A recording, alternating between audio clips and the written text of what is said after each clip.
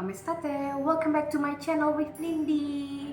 Karena aku sendiri berarti aku mau sharing tentang apapun mengenai Italia. Kebetulan di komen-komen aku, di DM gitu-gitu tuh sering ada yang nanya, "Kak, kalau cari kerja di Italia gampang gak sih?" Bahkan ada yang bilang, "Kak, cariin aku kerja di Italia dong." Bukan gak mau, tapi aku sendiri juga cari kerja di Italia susah. Jadi aku tidak bisa membantu banyak. Tapi di video kali ini aku mau membahas tentang beberapa hal. Yang pertama yaitu pekerjaan apa saja yang paling diminati di sini, maksudnya paling banyak dicari oleh perusahaan. Terus aku juga mau bahas tentang average salary atau rata-rata gaji di Italia itu berapa. Terus habis itu yang ketiga tentu saja tantangannya gitu.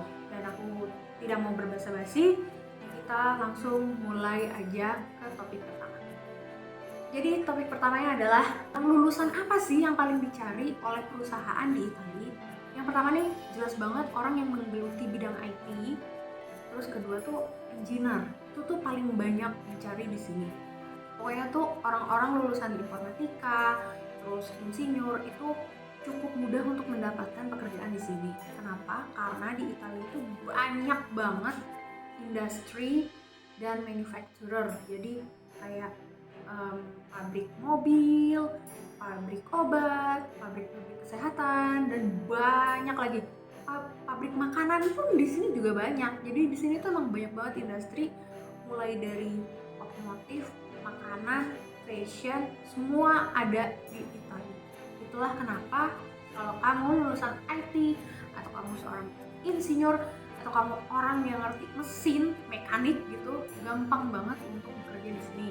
Tinggal kamu cocok sama gajinya atau enggak, kamu ambil kerjaannya atau enggak, gitu sih kurang lebih. Selain itu, karena di Italia itu banyak banget objek wisata, jadi pekerjaan yang berkaitan dengan tourism itu juga banyak sekali lowongannya gitu. Jadi bisa jadi guida turistika atau tour guide, terus bisa jadi orang yang mengelola tempat wisata, bisa jadi orang yang memarketingkan tempat wisata, atau juga agent-agent wisata. Terus lulusan lain yang cukup mudah untuk dapat pekerjaan di sini adalah lulusan marketing. Kenapa? Karena tadi aku udah bilang banyak banget perusahaan di sini, dan pastinya perusahaan-perusahaan tersebut akan membutuhkan marketing untuk marketing their business atau memasarkan produk, bisnis, jasa apapun yang mereka punya. Jadi kalau lulusan marketing lumayan mudah juga untuk mendapatkan pekerjaan di sini. Tapi selain itu di Italia itu banyak banget jenis pekerjaan. Di sini cukup populer juga itu menjadi kamionista atau truck driver. Terus habis itu jadi babysitter, orang yang bersih-bersih rumah, pegawai hotel, banyak banget. Terus bisa jadi guru juga, bisa jadi konsultan juga, data analis, banyak sih. Cuma yang aku highlight yang paling banyak dicari adalah IT, engineer, sama marketing. Itu banyak banget dicari di sini, lowongannya banyak gitu.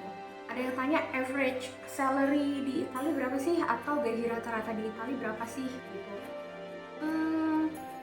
Kalau ngomongin gaji rata-rata itu beragam banget ya. Kita ambil rata-ratanya yang paling rendah itu sekitar 700 sampai 800 euro, which is kalau dirupiahkan kurang lebih 12 juta.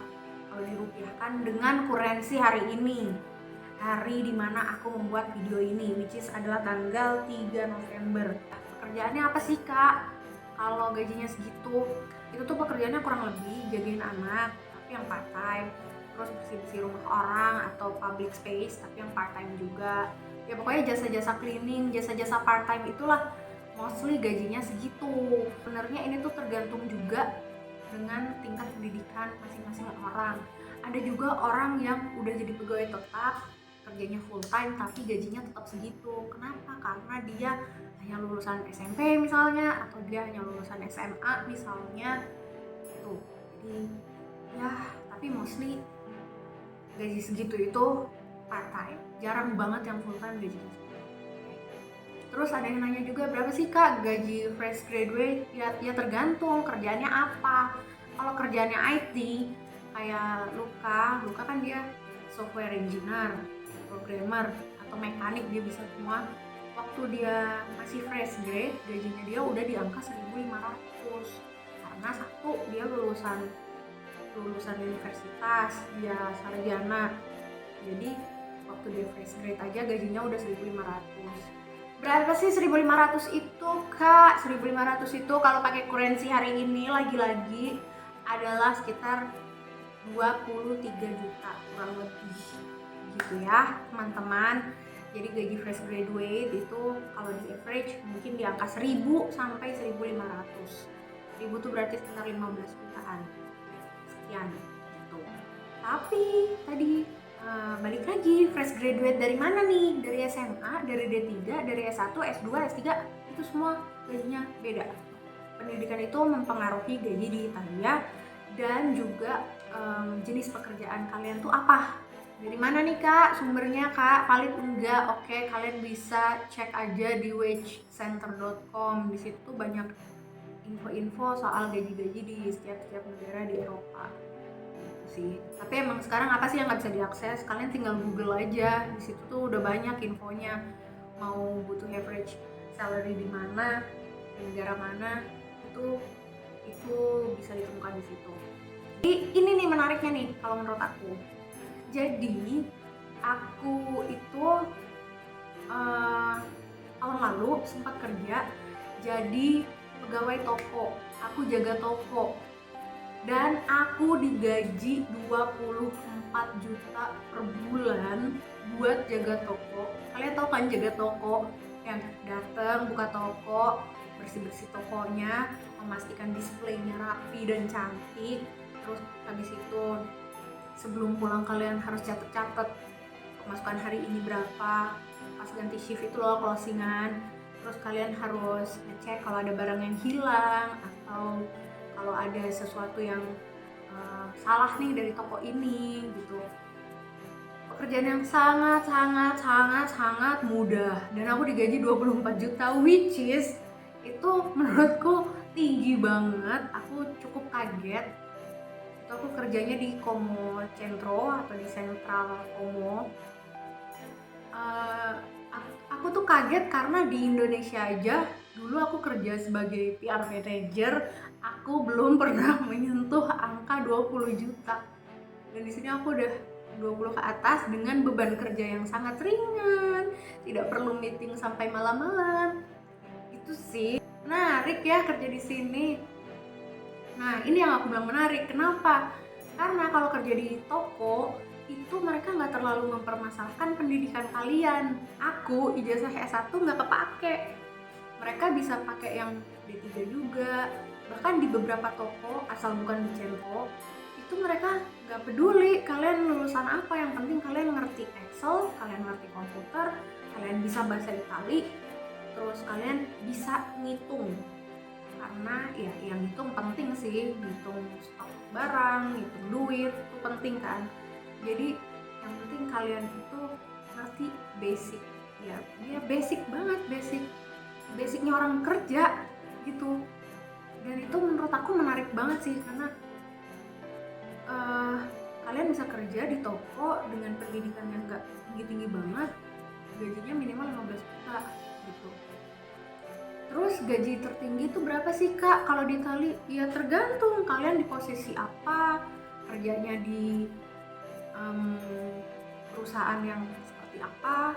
Bisa kok ada orang yang sampai dapat belasan ribu euro per bulan atau bahkan ratusan ribu euro per bulan, bisa banget. Tapi ya kerjanya apa?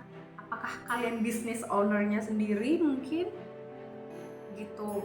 Jadi kalau dibilang masalah average gaji, ya aku bisa bilang dari yang rendah banget 800-an sampai yang belasan ribu euro buat seorang karyawan atau director gitu. Dan itu pun seiring bertambahnya tahun, gaji kalian akan selalu naik. Nggak mungkin 1.500 terus, nggak mungkin 1.000 terus gitu. Jadi pasti ada kenaikan. Terus habis itu tantangannya apa sih? Nah, ini poin terakhir. Aku pernah bahas di video sebelumnya, tantangannya apa sih, itu di situ lebih lengkap ya, tapi aku jelasin di sini sedikit aja. Tantangannya itu orang Italia nggak bisa bahasa Inggris, itu aja sih, itu tantangan utamanya kalau buat aku. Jadi kita yang harus bisa bahasa Itali, apapun pekerjaannya kita harus bisa bahasa Itali gitu, karena orang sini jarang banget yang berbahasa Inggris. Bahkan di level manajerial atau di level bos-bos pun juga belum tentu mereka mau. Kalaupun mereka bisa tuh kayak mager aja gitu, ngapain sih harus berbahasa Inggris kalau gue bisa berbahasa Italia aja. Ya lo lah karyawan gue yang harusnya ngikutin cara main di sini gitu. Jadi itu kendala terbesarnya banget dari versi aku. Kendala keduanya adalah CV kita itu sama ijazah kita itu tidak laku di sini. Jadi no matter how long you've been working in Indonesia atau di negara asal kalian, nggak masalah berapa lama kalian udah kerja sebelumnya, itu sama sekali mereka tidak peduli. Mereka juga tidak peduli apakah kamu lulusan kuliahan, kamu lulusan apa, walaupun ijazahnya udah disetarakan bahasa Itali ke GPA Itali, tetap tidak ngefek buat mereka. Jadi kalau aku boleh saran, kalau kalian bener-bener pengen kerja di sini, ini saran aja sih, pindah ke Itali, terus habis itu sekolah apa aja, sekolah D3 kek, sekolah cepat yang kejuruan kek, pokoknya sekolah yang penting punya ijazah Itali, itu baru akan dilirik dengan lebih cepat oleh para recruiter. Terus ini tambahan banget dari aku, jangan tergiur gaji besar. Dari tadi kan aku bilang gajinya gede, gaji fresh graduate aja segini, terus habis itu gaji part time aja segini. Iya betul, gajinya gede kalau dirupiahin. Tapi kalau kalian tinggal di sini, gaji yang besar itu berbanding lurus dengan pengeluaran yang besar juga.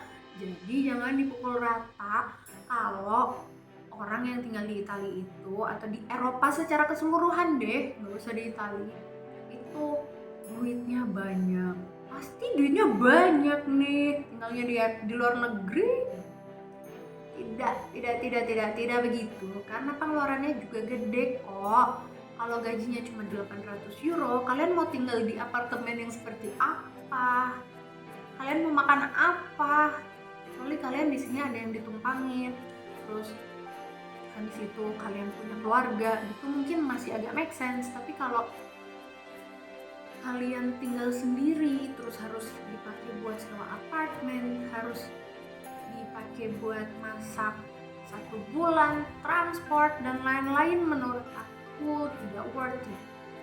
Jauh dari keluarga, tapi di sini juga nggak bisa enjoy banget, buat apa? Jadi itulah plus minusnya.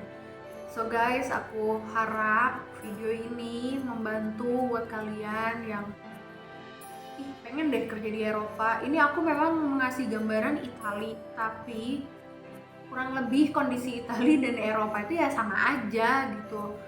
Gaji gede, pengeluaran juga gede. Jadi jangan pikir kalau kerja di luar negeri itu seenak itu dan segampang itu. Tapi kalau kalian emang mau coba, ya nggak masalah juga. Kalian mau mencoba peruntungan untuk bekerja di sini, ya silahkan coba. Tapi kalau menurut aku sih jangan menaruh harapan terlalu tinggi, kecuali kalian punya ordal. Udah, itu aja. Kalau ada ordal apapun pasti beres. Ordal alias orang dalam ya guys, gitu ya. Oke, jadi aku harap video ini membantu. Jika kalian suka, kalau kalian mau berdiskusi, kalau kalian mau tanya apapun, langsung aja drop di kolom komentar. Terima kasih sudah menonton. Sampai jumpa di video selanjutnya. Grazie mille. Ciao ciao.